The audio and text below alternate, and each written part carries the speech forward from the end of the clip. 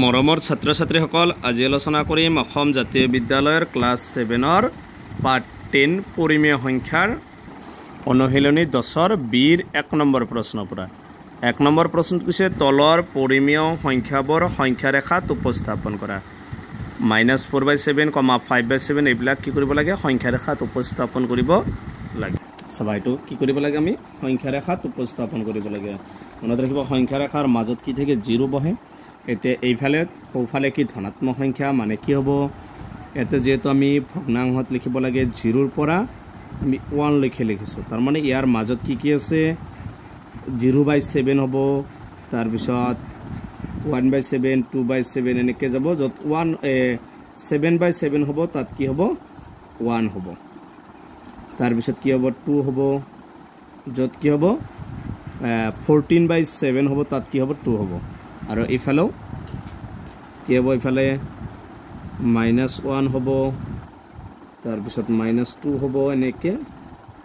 সংখ্যা ৰেখাটো বনাই লবা এবাৰ চাবা প্ৰথমটো আছে -4/7 মানে এইফালে যাব যদি তোমালোকে মনত ৰাখিবা ইয়াত 7 মাজত হ'ব 1/7 হ'ব এটো 2/7 3/7 4/7 5/7 6/7 এটো হ'ব 7/7 মানে 7/7 মানে কি হ'ব 1 হ'ব মনত ৰাখিবা কাৰণ 7 টো যদি এনেকৈ কাটো হাতে দি হাতক কেইবাৰ যায় একবাৰ -1 গতিকে ইয়াত 4 আছে 4 ঘৰে 1 2 3 4 ইয়াত হ'ব ইয়াত আমি লিখিব পাৰিম 4/7 টো আমি কি পালো এইটো বিন্দু পালো আৰু ইফালে আছে কি 5/7 মানে এইটো কেই ঘৰ যাব 5 ঘৰ যাব 1 2 3 4 5 6 এইটো হৈছে 7 মানে 1 2 3 4 5 এইটো হৈছে 5/7 গতিকে এইটো হৈছে এনেকৈ সংখ্যা ৰেখাত আমি উপস্থাপন কৰিব লাগে এইটো এটা বিন্দু দিলোঁ ইয়াত দিলোঁ বি ইয়াত দিছোঁ এ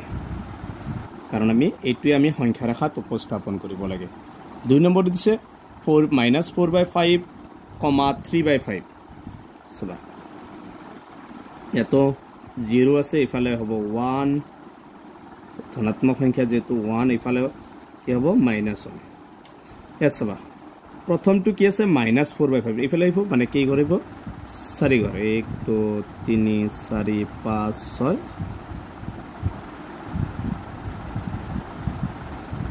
আমি কি জানো যে যদি 5/5 হয় এনেকে -5/5 হয় তেতিয়া আমি কি পাম -1 গতিকে এইটো 1 2 3 4 5 ইয়াত আমি কি পাম 1 পাম ইফালে কি হ'ব 2 এবাৰ চাবা যেহেতু আমি কি আছে 4/5 1 2 3 4 ইয়াত হ'ব আমি লিখিব পাৰিম -4/5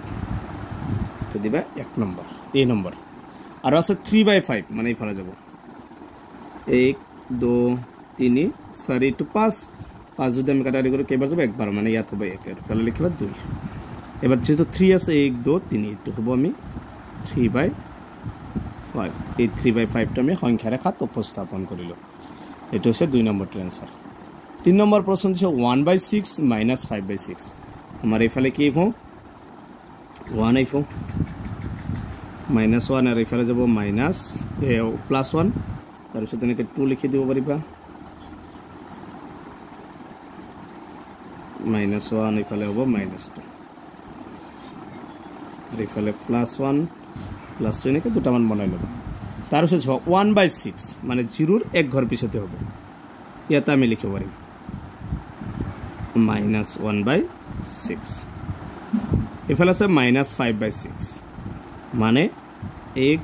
2 3 4 5 তাৰপিছত 6/6 হ'লে কি হ'ব 1 হ'ব গতিকে আমি প্ৰথমটো আছিল 1/6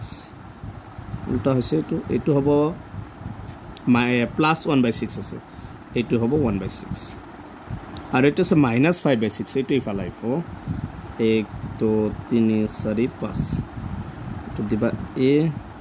আৰু এইটো হ'ব -5/6 এটা বিন্দু দিবা কি দিছো b 4 নম্বৰ দিছে -3/8, 5/8 মানে আমি জানো যে যদি 8/8 হয় তাত কি হ'ব -1 মানে কি 7 ঘৰ হ'ব লাগিব 1 2 3 4 5 6 7 এটো হলো 8 8 8 কাটাকাটি করলে আমি কি পাম 1 পাম আর এফালেও কি হবে 8 ঘর হবে লাগিব 1 2 3 4 5 6 7 প্রথম দিছে -3/8 2 3 এটো হবে বিন্দু দিল এটো হবে -3/8 আর ইফালে আছে 5/8 মানে 1 2 3 4 5 5/8 এটা বিন্দু দিছো বি 5 নম্বরটো দিছে মিশ্র ভগ্নাংশ 1 সমস্ত 2/3 আৰু -2 সমস্ত 1/3 এটো ভাঙি লবা প্রথমে তলত 3 আছে 3 হ'ব 3 এর লগত 1 টো পূরণ উপরটো যোগ 3 1 গুণ 3 3 2 কিমান হ'ব 5 কমা তলত 3 3 2 গুণ 6 -6 আৰু +1 মানে 3 2 গুণ কিমান হ'ব 6 আৰু প্লাস উপরটো কি হ'ব প্লাস এতে কিমান হ'ব 6 এর পরে 1 গলে 5 -5 6 6 একে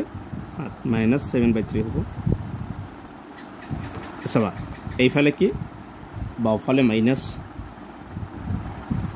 কেই ঘর হ'ব লাগিব যেহেতু 5/3 মানে 3/3 তে আমি কি পাম 1 পাম 3/3 1 পাম 1 2 3 3 হলে কি হবে ইয়াত 1 হ'ব -1 তার পিছত আকো 5/3 মানে এর পরে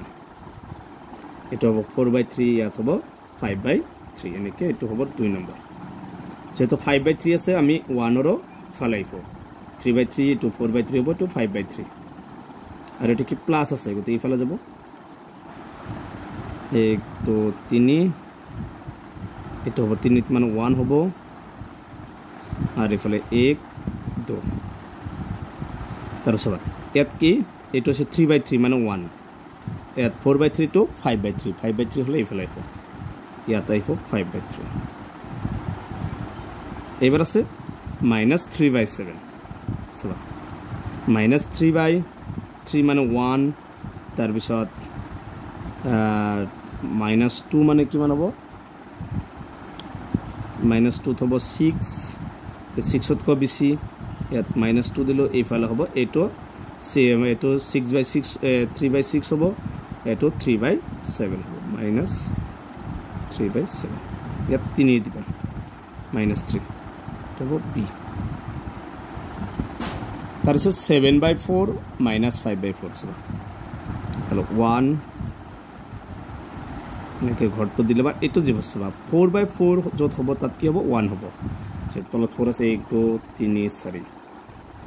-1 আকো এটো 5/4 এটো 5/6 এটো 4 7/5 7/6 7/7 7/8 7/9 তাৰপিছত 7/2 হ'ব -2 ইফালেও এটো হ'ব 1/4 এটো হ'ব 2/4 এটো 3/4 এটো 4/4 মানে কি হ'ব 1 5/4 এটো এনেকে যাব এনেকে এইবিলাক 2 এবাৰ চাবা প্ৰথমটো আছে 7/4 মানে এইফালে যাব মানে 4/4 মানে 1 তাৰ পিছত 7/4 মানে এটো হ'ব 5/4 এটো 6/4 এটো হ'ব 7/4 তাৰ পিছত এটো হ'ব 8/4 মানে 2 হ'ব যত 8/4 হ'ব তাৰ মানে 2 দি 8 এবাৰ যাব 4 বাৰ তাৰ পিছত চাবা -5/4 মানে এটো হৈছে 1 কি 4/4 5/4 মানে এটো হ'ব